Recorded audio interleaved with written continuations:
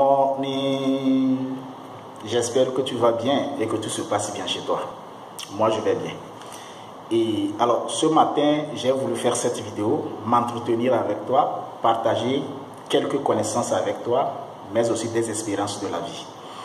Et cette vidéo, je la fais spécialement pour répondre à un besoin d'une de mes abonnées qui se trouve en Allemagne. En fait, j'ai fait une vidéo qui se trouve sur ma chaîne et que j'ai titré La femme, où j'essaie de donner des conseils aux hommes responsables pour savoir et pour arriver à connaître leur femme et savoir ce que c'est que la femme, qu'est-ce qu'il faut lui dire, comment la traiter, comment la supporter, comment lui donner ne serait-ce un minimum, n'est-ce pas, d'amour pour un foyer paisible.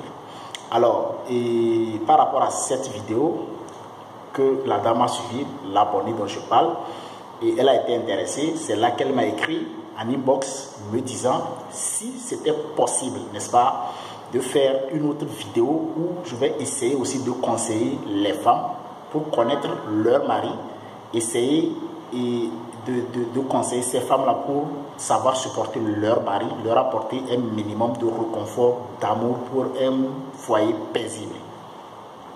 Alors, pour satisfaire cette dame, je me suis dit je vais faire cette vidéo-là, mais au lieu de faire une vidéo typique où je vais parler aux femmes, je préfère faire une vidéo que je vais intituler « Étude comparative de la femme et de l'homme » ou bien du mari et de sa femme dans un foyer pour créer l'équilibre dans un foyer. D'accord? Et si c'est ta première fois de me suivre, j'ai un deal que je signe avec mes followers, mes abonnés, c'est que essaie de t'abonner à ma chaîne. Regarde juste en bas, il y a une case où c'est écrit abonner. Abonne-toi. Surtout, je te supplie de partager au maximum cette vidéo pour qu'elle puisse atteindre des contrées les plus lointaines, pour qu'elle puisse sauver, n'est-ce pas, tes foyers. Mais essaie aussi de cliquer sur la cloche de notification, histoire d'être parfait à chaque fois des vidéos que je mets en ligne. Voilà le deal. Je sais que tu vas le faire. Ça me permettra aussi, moi aussi, de m'encourager par rapport à ce que je fais avec toi. Je vais te dire ceci. Je ne suis pas un coach en relation nuptiale et je n'ai pas la science infuse de la vérité. D'accord? C'est juste des connaissances que moi je partage avec toi, des expériences de la vie. Et j'aurais voulu vraiment, je sollicite vraiment ton attention de me suivre dans les détails. D'accord? Je vais commencer par les dames. Écoutez-moi très attentivement ce que je vais vous dire. Les dames, mesdames, vous devrez savoir que l'homme, dans sa nature, dans son essence, est séquentiel. Excusez-moi, c'est-à-dire l'homme ne fait pas beaucoup de choses à la fois dans un laps de temps. Dans un temps T, il ne fait pas une chose et une autre à la fois. Non, l'homme est séquentiel. Je vous explique. Quand, par exemple, votre mari revient du boulot, assis dans le canapé, en train de faire, par exemple, de finir un dossier professionnel, et que vous, la dame, vous venez dans l'intention de lui servir un thé, je ne sais pas, une glace, pour l'aider dans ce qu'il est en train de faire, à un moment donné, vous allez sentir qu'il est frustré, il s'énerve, parce qu'il se dit qu'il doit être concentré sur ce qu'il fait. Alors que vous, ce que vous êtes en train de faire, normalement, c'était pour l'aider à bien faire son travail.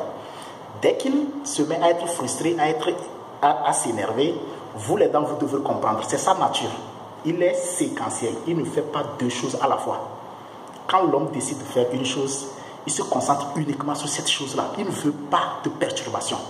Ça, c'est l'essence de l'homme, petit h, du mari dans un foyer. L'homme dans un foyer est séquentiel, il ne fait pas deux choses à la fois. Donc les dames, quand votre mari est concentré sur un truc, vous voulez lui apporter une diversion, un divertissement, ou bien vous voulez l'aider à faire quelque chose, et que vous sentez qu'il vous dit non, comprenez-le, c'est sa nature, il est comme ça, l'homme, il est séquentiel. Vous, la femme, ne vous fâchez pas. Au même moment, ou bien au contraire, la femme, par contre, est multitâche. C'est-à-dire, maintenant je parle aux hommes, les femmes sont capables de faire une chose, deux choses, trois choses à la fois dans un temps T.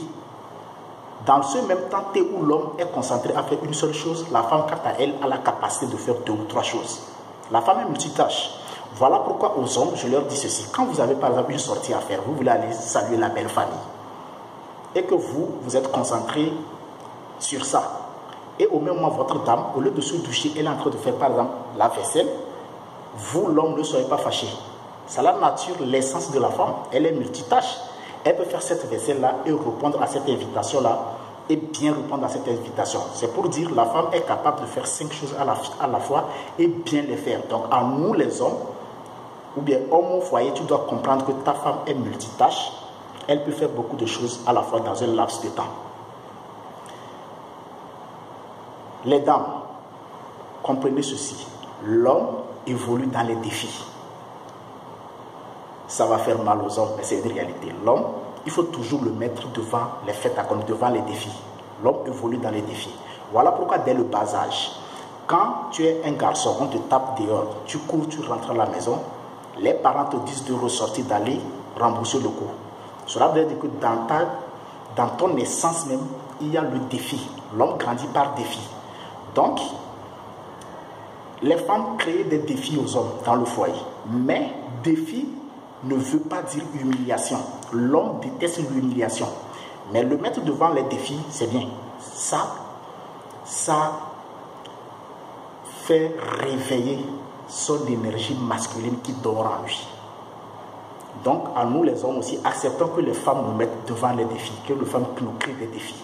Mais l'homme déteste l'humiliation. Alors aux femmes, je vous dis ceci, créez des défis à votre mari dans le couple, pour l'équilibre du couple, pour soyez une source supplémentaire de motivation pour votre mari. Mais ne bercez pas dans l'humiliation, parce que l'homme déteste l'humiliation. D'accord? Par contre, pour nous les hommes, la femme évolue dans les compliments. Les femmes n'aiment pas les défis. Je vous donne juste un exemple. Je donne juste un exemple aux hommes.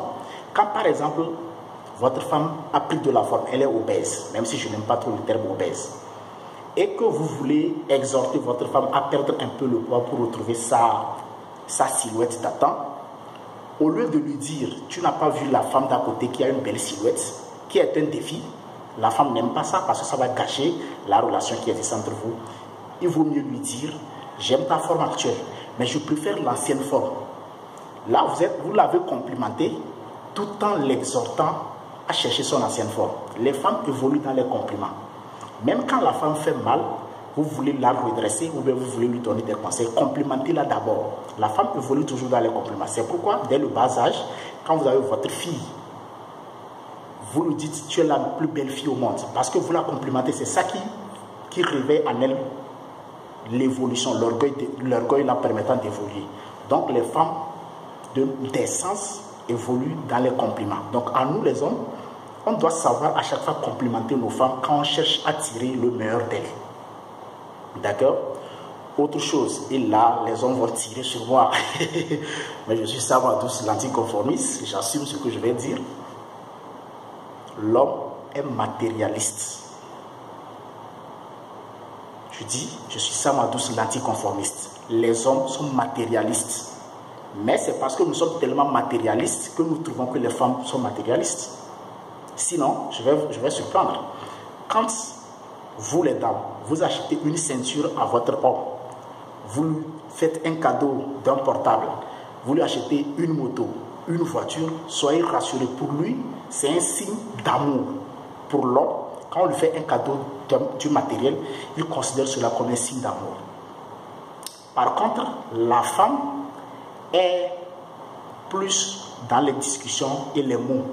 C'est-à-dire, toi l'homme, tu peux offrir la voiture dernier cri à ta femme. Si tu n'accompagnes pas cela des mots doux, je t'aime chérie, bisous, voilà, elle va toujours croire que tu ne l'aimes pas. C'est d'ailleurs pour ça que quand nous les hommes, nous dépensons l'argent sur une femme, et que les mots ne suivent pas, les mots de tendresse, d'amour ne suivent pas, et un jour la femme se retrouve à te dire tu ne m'aimes pas, nous sommes frustrés, parce que nous ne comprenons pas le fait que nous avons dépensé assez de moyens sur elle, et qu'elle trouve encore qu'on ne l'aime pas, parce que nous sommes matériels, l'homme est matériel. Pour l'homme, l'amour se définit dans le matériel. Voilà pourquoi quand nous faisons des actions du point de vue matériel, et que la femme un beau matin te dit tu ne m'aimes pas, nous trouvons cela dingue, nous trouvons cela bizarre.